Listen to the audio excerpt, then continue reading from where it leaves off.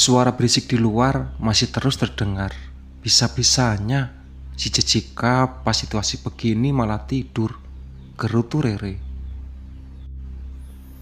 Aku juga denger saut Jessica pelan. Udah bangun ternyata. Aku juga denger obrolan kalian dari tadi. Meg juga hilang. Iya, balas gadis. Itu suara bisik apaan sih? Kayak besi dipukul kenceng sama kaca pecah. Aku juga gak tahu, Jess. Ini dua anak cowok yang tersisa gak berani ngecek, saut Rere. Kan Daniel udah bilang, Re, gelap, timpal Ju. Oh iya, aku lupa, sorry. Gak cek langsung keluar aja, usul Jessica. Entar kalau aku atau Ju yang hilang, terus sisa kalian loh, saut Daniel. Meg aja sampai sekarang gak tahu kemana. Ya udah, berarti diem aja di kamar sampai pagi. Dari tadi juga begitu, Jess, saut Rere.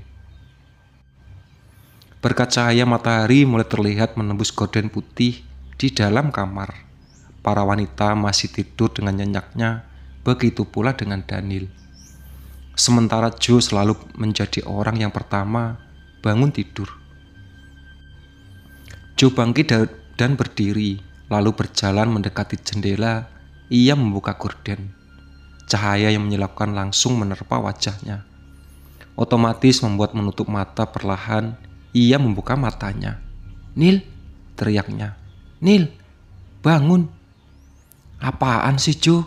Pagi-pagi udah heboh banget, balas Daniel dengan mata masih tertutup rapat.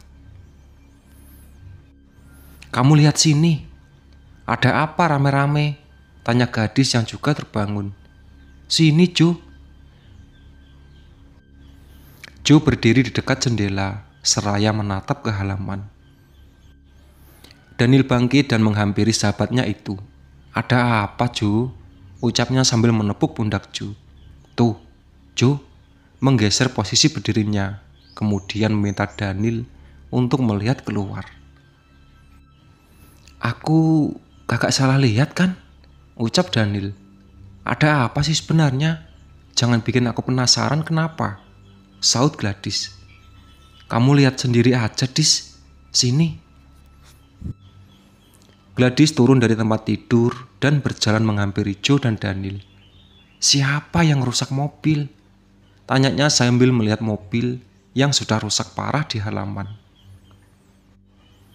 Bukan itu yang jadi pertanyaan, Dis, ucap Daniel. Terus apa dong? Yang jadi pertanyaannya tuh, kok bisa mobil ada di halaman? Bentar. Aku belum connect. Maksud di Daniel, semalam kan mobil kita tinggal di luar villa.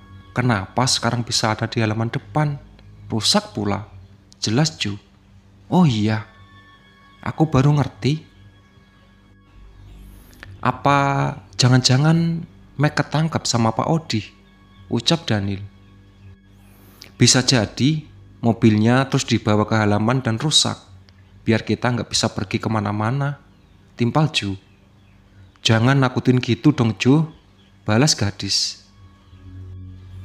Rere terbangun dari tidurnya setelah mendengar obrolan ketika temannya yang masih berdiri di dekat jendela. Lagi pada ngapain berdiri di sana? Tanyanya. Sini Re, gawat, balas gadis. Gawat. Laura sama Meg kagak kenapa-napa kan? Rere bangkit. Bukan tentang Laura dan sama Meg. Rere pun tergabung dengan ketiga temannya itu. Aduh, beneran gak bakal bisa pulang, ucapnya saat melihat halaman. Aku gak mau mati di sini, Dis. Aku juga kagak mau, Re. Ini pasti kerjaan si Odi. Ada masalah apa sih dia? Kita belum tahu siapa pelakunya.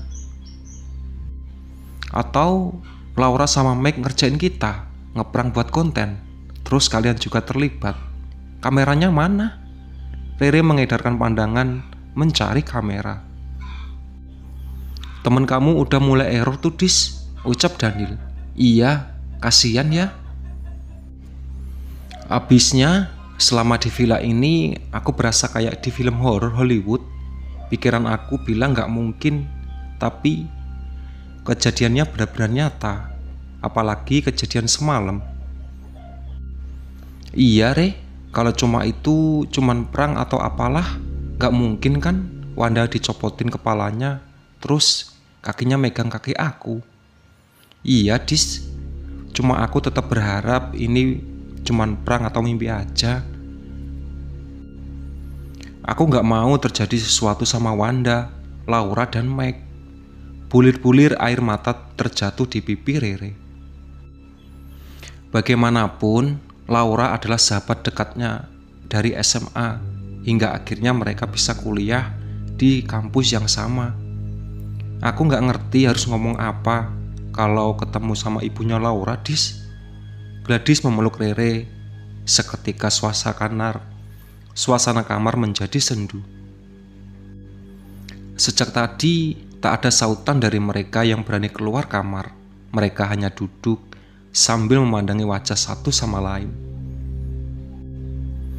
Jadi kita harus ngapain? Gak mungkin kan begini terus, diem doang, sementara teman-temannya hilang.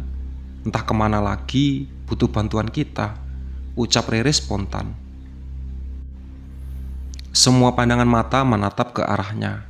Aneh rasanya, perempuan yang biasanya egois bisa mengucapkan kata-kata seperti itu. Menurut kamu, sekarang kita harus gimana, Re? Daniel dibalik bertanya. Cari Wanda, Mike sama Laura, selagi terang. Cari kemana? Kamu tahu sendiri di sekitar cuman ada hutan sama danau. Gak ada perumahan warga atau apalah gitu.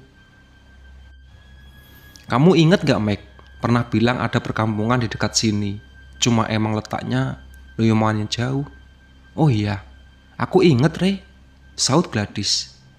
Gimana kalau kita kesana aja, terus minta bantuan warga? Kalau kita tersesat di hutan gimana? Tanya Jessica. Pilihannya cuma satu, Jess. Kalau mau mati di sini atau berusaha untuk pergi dari sini dan minta bantuan.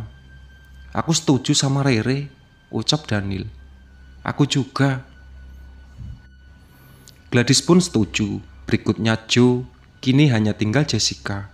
Ya udah, aku juga ikut. Aku gak mungkin di sini sendirian. Jessica pun akhirnya setuju. Dengan bergegas mereka pergi keluar kamar. Perlu bawa makanan? Tanya Joe. Emang kamu gak lapar, Joe? Tanya Daniel. Kagak sih. Aku juga kagak. Kamu ngerasa aneh gak sih? Semenjak datang ke sini, kita jarang ngerasa lapar atau haus. Semalam aja contohnya udah lari sejauh itu plus ngendong Rere. Aku gak terasa haus loh. Pokoknya di sini serba aneh dah. Makanya cepet-cepet keluar dari sini, balas Rere. Daniel berjalan ke arah pintu depan dan mendorong pelan. Pintu pun terbuka. Padahal semalam itu seperti tembok beton yang sudah didobrak pun tak terbuka. Aneh. Arahnya kemana? Tanya Daniel yang kini memimpin teman-temannya. Kemarin Meg sama Pak Odi masuk ke hutan. Bagian mana? Tanya Rere. Di dekat danau. Ya sudah, kita ke sana aja. Atau ke arah lain, ucap gadis. Kemana, Dis? Balas Rere. Kamu ingat ke orang-orang yang bawa obor pas kita pertama kali datang ke sini? Oh iya, yang bawa keranda itu ya? Iya, kita coba ke arah sana aja. Siapa tahu ada jalan. Semuanya setuju? Tanya Daniel. Oke. Mereka pun berjalan ke arah hutan di samping kiri villa. Hutan yang terlihat cukup gelap walaupun matahari sedang terang-terangnya. Setelah menempuh perjalanan agak jauh, mereka menghentikan langkah. Kini di hadapan mereka ada sebuah pemakaman umum. Kemana lagi nih? Tanya Daniel bingung. Rere mengedarkan pandangan dari tempatnya berdiri. melihat ada seorang sedang berdiri di sebuah makam. "Itu ada orang," tunjuk Rere. "Iya, coba tanya aja." Mereka berjalan mendekati orang itu yang ternyata seorang pria. "Permisi Pak," sapa Daniel. Orang itu menoleh, bukannya menjawab sapaan Daniel, ia malah berlari ketakutan. "Pak," panggil Rere, seraya mengejarnya. Bruk! Ia pun jatuh tepat di sebuah makam. "Kamu gak apa-apa kan, Re?" tanya Gladys seraya menyusulnya. "Dis!" teriak Rere sambil menatap kayu nisan yang ada di hadapannya dengan nama Laura Subekti. Itulah sahabat cerita dari Siapa Yang Mati. Ditunggu part selanjutnya. Oke.